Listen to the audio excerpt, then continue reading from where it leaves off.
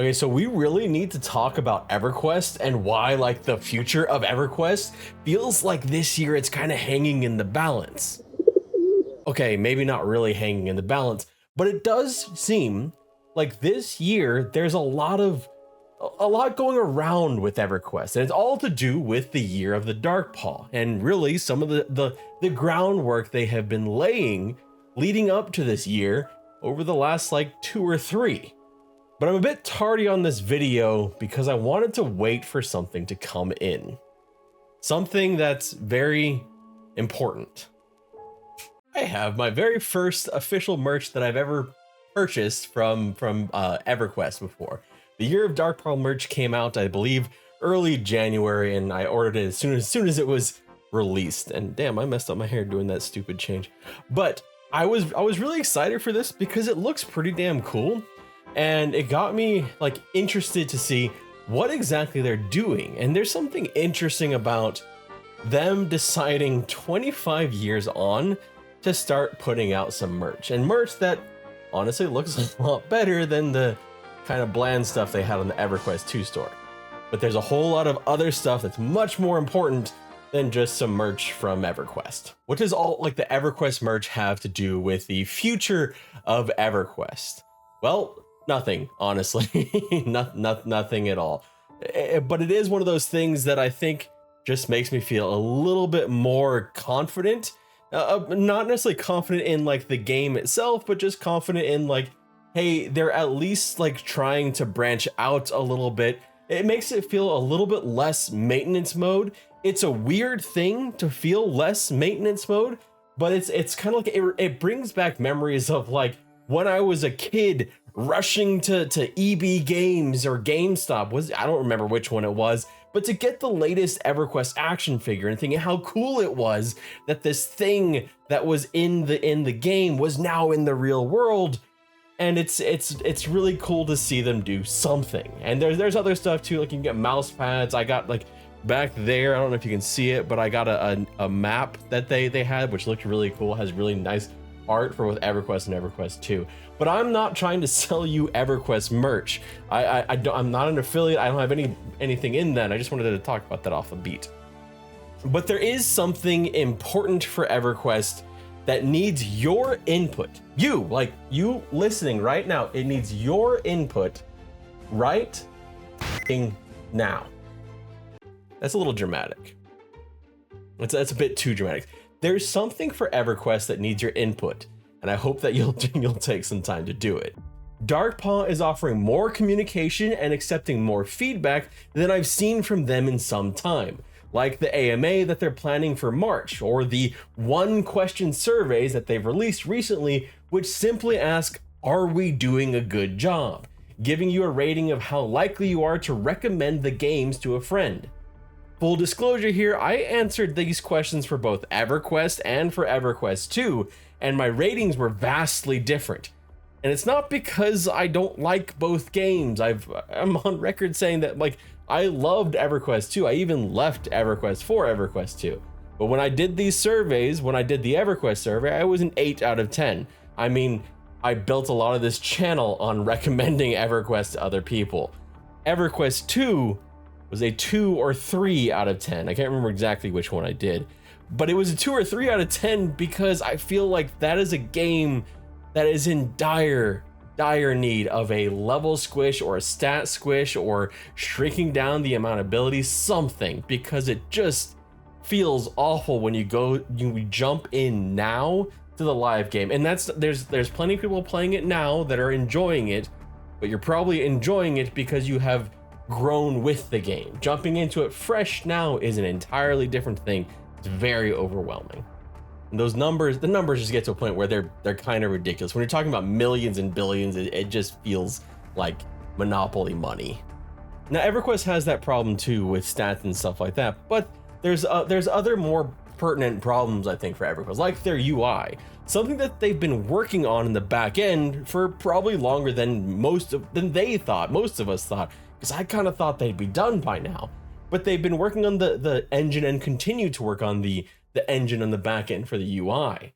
And that's all part of like a bigger thing we've been seeing from EverQuest of All this stuff happening on the back end, this moving things forward on the back end. And some of it may simply just be because they are at the point where they have to, or there's going to be massive lag issues or issues with compatibility.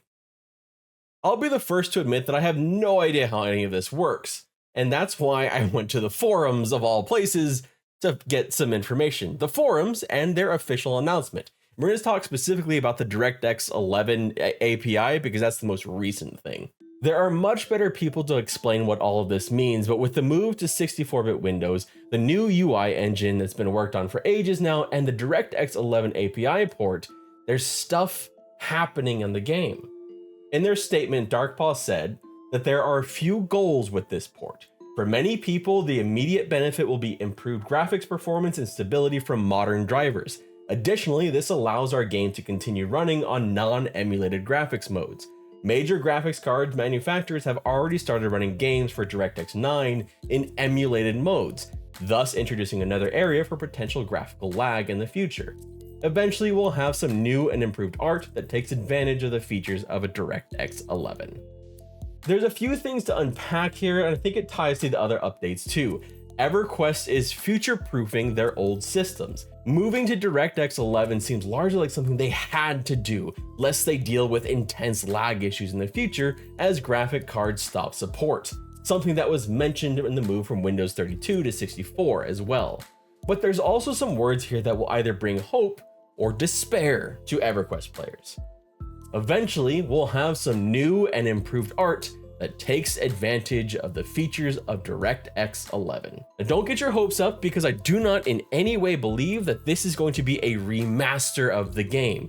If we go back to what EG7 said during their last announcement, where they basically said that the reasoning why they canceled the Lord of the Rings Online remaster was it was a bad investment, that the amount of cost that was going to go into it and what they would get out of it weren't worth it. So I don't expect that that's something that they'd be like, oh, you know what? Lord of the Rings Online, that would be a bad investment, but EverQuest, that'd be a great investment on remastering. I don't expect that to happen. And I also don't expect it to be done in like any kind of remaking of old things. They've already seen, especially over years, just how frustrated players can get when old zones that are full of nostalgia but may look very dated get remade. Freeport is basically legendary at this point. In fact, I think they've probably spent more time bringing back old models for progression servers than putting new models in old places.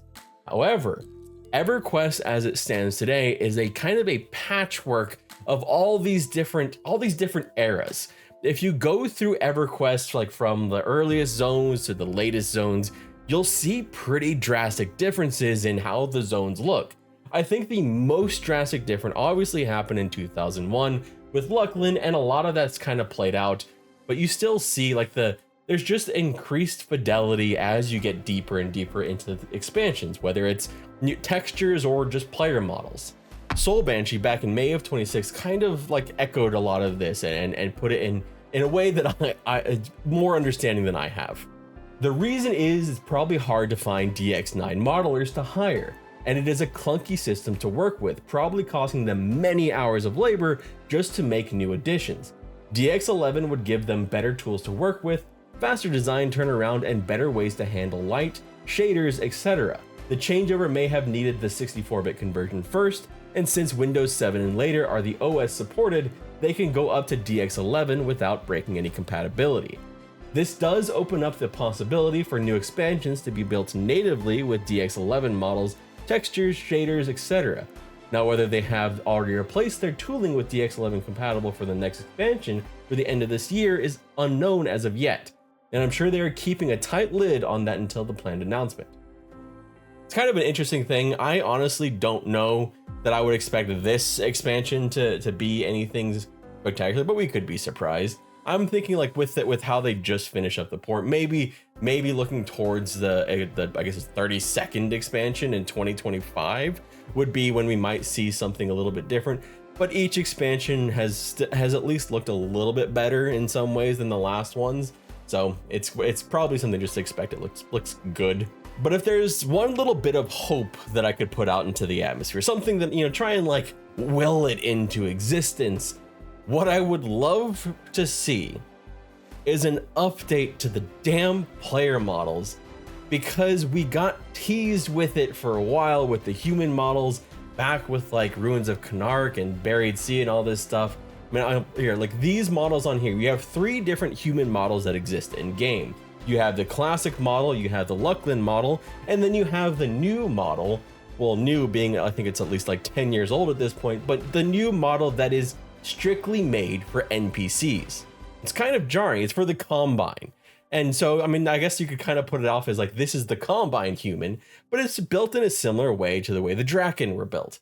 And so there's just so much disjointedness in that, but I would love them to see just do the same thing. And I know it's a lot of work. I know it's a lot of work, but give us a third option for player models. You had the, like, because we haven't had a new option since 2001, and that was cool. As a fan of EverQuest, I was really excited when I got to upgrade my graphics, or upgrade my character model in with Lucklin. I didn't know at the time that was the last time I would get to see any different models, any different armor models on my character, unless I paid extra for it, though. If they're, okay, you know what? Like, screw the models. If there's one thing I want, get rid of the Hero Forge requirement. Just put the armor piece, like all this cosmetic Hero Forge armor stuff, just put it on armor pieces. Give armor pieces back some identity, because it's really ridiculous that there's no identity for any armor pieces when that was such a big thing for EverQuest during its early years. Weapons have identity, but armor has had 0 identity since 2001. It's nuts. I mean, I still like, if you're an old school fan of EverQuest, just think back to how much excitement it was when in Velius you got new armor textures. Just textures. Not even like different armor types, just different textures. But I'm getting a little sidetracked. So let's get back on track and talk about EverQuest in 2024. I mentioned that EverQuest is open to a lot more feedback and more communication than I've seen in a while. And one of the major parts of that is, beyond the survey, is the AMA. And I want to call out to you now and say, this is your opportunity, because the AMA is coming up in March. This is your opportunity to get your questions there for the AMA. It's the forum. I'll link the forum post in the comment section below, but you can go in and put your questions for them to answer before they answer them in March. They gave a couple of guidelines on what questions to ask, and I mean, at this point, there's 18 pages on the forum just full of questions. On the content side of things in EverQuest, we do have a lot to look forward to in the year of Darkpaw as well. There's a lot of things that are going to sound familiar. We'll be getting a new progression server or servers in May, as usual. There may be a server merge between the random loot no drop servers Mischief and Thornblade in July. More current expansion raids will be unlocking, and the inevitable next expansion, which will be Everquest 31st, will be coming in December, as usual. But the big difference content-wise is going to be expanding all year. The Anniversary Tower and Collections. The Anniversary Tower, which is smack dab in the middle of Row, includes quests, heroic adventures, and there will also be monthly collections. To top that off, there's monthly giveaways on the store, like the Orc Metamorph from January, or the port to Row from February. All in all, making it so that there's something new celebrating EverQuest every month this year, with the Year of Darkpaw, which is pretty damn cool, and at least has me logging in on Mischief every now and then to see what's up and get some coins so I can get some new items from the anniversary vendor. And of course, get my ass kicked solo in the heroic adventure, because honestly, you're not meant to solo it from the way that it looks.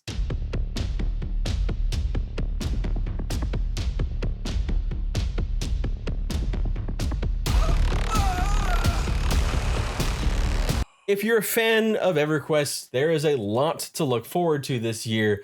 For me personally, I'm going to sit back and enjoy 25 years of memories and a game that has meant a ton to me over the years. A game that was my second MMO, but one that really helped me as a kid and was kind of the launching pad for this channel. A game that really brought me a bunch of lifelong friends and so many memories. It taught me my interest in writing. There's too many things to say about EverQuest, but I want to hear from you. I want to do something special for the year of Darkpaw. And so I want to ask you in the comment section below, please leave either a memory or something that makes EverQuest seem special to you. What is it about this game that you love? It could be as simple as you like training people in common lands, or you really enjoy the lore, or you met your friend, your spouse, whatever. Leave something in there. It can be funny, it can be heartfelt, because I want to make a video at some point this year kind of just celebrating the history of EverQuest and how it is kind of like grown over the years. And through that, I want to include some of your comments. So please go ahead and leave some of those down there. And of course, I do want to add one thing. Yeah, I'm going to be looking at all the EG7 investment things. There's one coming up in just a couple days, just to see if we hear anything about that announced but not announced EverQuest 3, and actually see, will it actually begin development in 2025 as they were hoping for, like that ideation phase, or will it be canceled like so many other projects have? It's one of those things that I'll be keeping track of all year. My name is Redbeard Flynn. Thank you so much for watching, and I hope you have a wonderful day.